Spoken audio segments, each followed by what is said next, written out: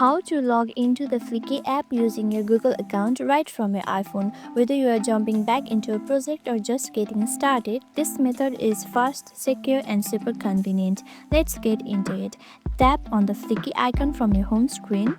Now on the welcome screen, you will see options like sign in with Apple, sign in with Google, and sign in with email.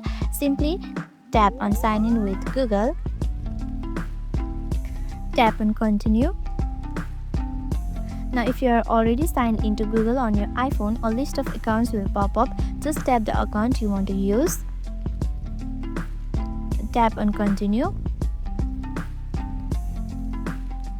And that's it, you are officially back inside Fliki, the fastest way to go from text to engaging video content. If this video helped, go ahead and drop a like, subscribe and hit the notification bell so you stay up to date with the best tools for content creation. Thank you for watching and I'll catch you in the next one.